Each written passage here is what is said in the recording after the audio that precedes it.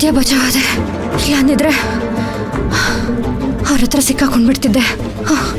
ಒಂದು ನಿಮಿಷ ತಡವಾಗಿ ಹೋಗಿದ್ರು ಕೃಷ್ಣವೇಣಿ ಖುಷಿಗೆ ನನ್ನ ವಿಷಯ ಎಲ್ಲ ಗೊತ್ತಾಗೋಗ್ತಿತ್ತು. ಇನ್ಮೇಲೆ ನಾನು ತುಂಬಾ ಹುಷಾರಾಗಿರ್ಬೇಕು.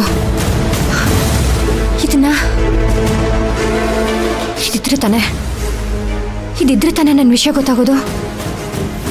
ಏನ್ ಮಾಡ್ಲಿ? ಇದನ್ನ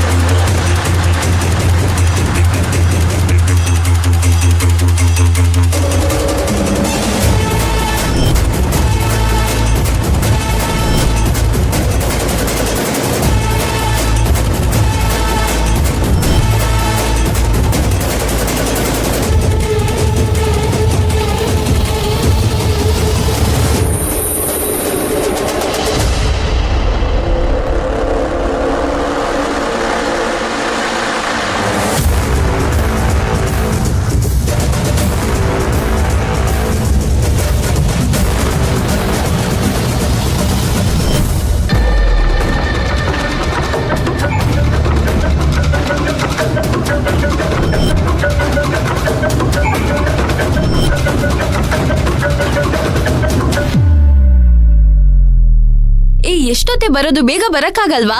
ಬಾ, ಗೇಮ್ ಶುರು ಮಾಡೋಣ. ಫೋನ್ ಕೊಟ್ಲಾ? ಹಾ, ಫೋನ್ ಕೊಟ್ಲು, ತಗೋ. ಕೊಡು.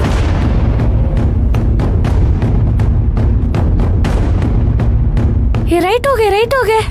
ಹಂಗೆ ಮತ್ತೆ ಶುರು ಆಯ್ತಾ ನಿಮ್ದು? ಇನ್ನೊಂದ್ಸಲ ಉಸಿರೇನಾದ್ರೂ ಹೊರಗಡೆ ಬಂತೋ ಆ ಫೋನ್ನ ಇವಾಗ ನಾನೇ ಕಿತ್ತು ಹೊರಗಡೆ ಬಿಸಾಕ್ತೀನಿ. ಬಾರೆ, ನಾವು ಒಳಗಡೆ ಹೋಗಿ ಆಟ ಆಡೋಣ. ಮೊದ್ಲು ಹೋಗ ಕೆಲಸ ಮಾಡಿ.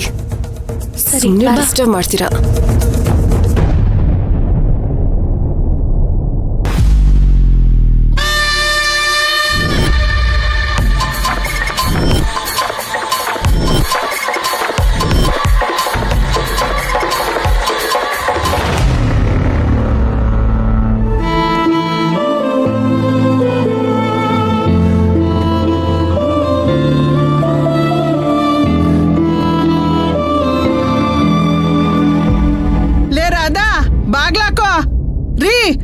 ಬಿಟ್ಬಿಟ್ಟು ಹೊಂಟೈತಿರಲ್ಲ. ಮೈನಿಂಗ್ ಫೋನ್ ಮಾಡು ಅಂದ್ರೆ ಫೋನ್ ಇಲ್ಲೇ ಬಿಟ್ಟಿದ್ದೀರಾ. ನಾನೇ ಮಾಡ್ತೀನಿ ಬಿಡಿ.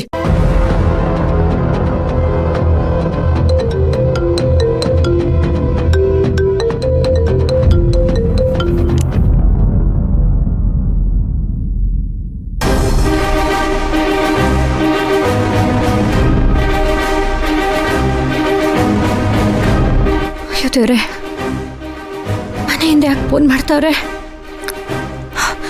ಫೋನ್ ತೆಗಿಲ್ಲ. ಬಿಡ, ನಾನು ಅಳೋದು ಗೊತ್ತಾದ್ರೆ ಯಾಕೆ ಅಳ್ತಿದ್ಯಾ ಅಂತ ಕೇಳ್ತಾರೆ, ಗಾಬರಿ ಆಯ್ತಾರೆ. ಫೋನ್ ತೆಗಿಯೋದೆ ಬೇಡ.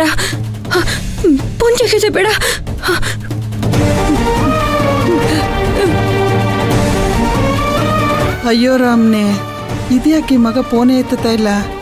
ಸರಿ ಬಿಡು, ಹೋಯ್ತಾ ಇದ್ದೀವಲ್ಲ, ಅಲ್ಲೇ ಮಾತಾಡಿದ್ರಾಯ್ತು.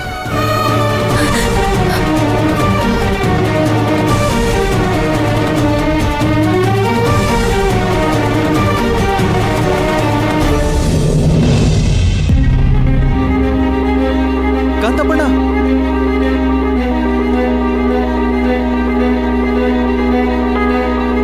ಓ ಧ್ರುವ. ಕಾಂತಪ್ಪಣ್ಣ, ನಾನು ಮೈನವ್ರನ್ನ ನೋಡ್ಬೇಕಿತ್ತಲ್ಲ ಕಾಂತಪ್ಪಣ್ಣ. ಏನಪ್ಪ ಇಷ್ಟೊತ್ತಲ್ಲಿ? ಅದು ಮೈನವ್ರನ್ನ ಮೀಟ್ ಮಾಡ್ಬೇಕಿತ್ತು, ಹೇಳ್ತಿಲ್ವಾ? ಪ್ಲೀಸ್ ಕಾಂತಪ್ಪಣ್ಣ, ಹೆಲ್ಪ್ ಮಾಡಿ ಕಾಂತಪ್ಪಣ್ಣ. ಧ್ರುವ, ನಾನ್ ಹೇಳೋದು ಸ್ವಲ್ಪ ಕೇಳು. ನಿನ್ ಪರಿಸ್ಥಿತಿ ನನಗೆ ಅರ್ಥ ಆಗುತ್ತೆ. ನಾನು ನಿನಗೆ ಸಹಾಯ ಮಾಡೋ ಪರಿಸ್ಥಿತಿಲಿ ಇಲ್ಲ ನೋಡು. ಬೇಗ ಬಂದಿದ್ರೆ ಯಾರಿಗಾದ್ರೂ ಹೇಳಿ ಕಳಿಸ್ಬಹುದಾಗಿತ್ತು. ಇಷ್ಟೊತ್ತಲ್ಲ ಆಗಲ್ಲ, ಎಲ್ರೂ ಮಲ್ಗಿರ್ತಾರೆ. ಈಗ ಹೆಂಗ್ ಬಿಡ್ಲಿ? ಕಾಂತಪ್ಪಣ್ಣ, ಹಾಗನ್ಬೇಡ, ನಾನು ನಿಮ್ಗೆ ಕೈ ಮುಗಿತೀನಿ. ಮೈನು ನೋಡ್ದೆ ನಾನು ಮನೆಗೆ ಹೋಗೋದಕ್ಕಾಗಲ್ಲ. ಧ್ರುವ, ಸರಿ ಇರಪ್ಪ, ಟ್ರೈ ಮಾಡ್ತೀನಿ.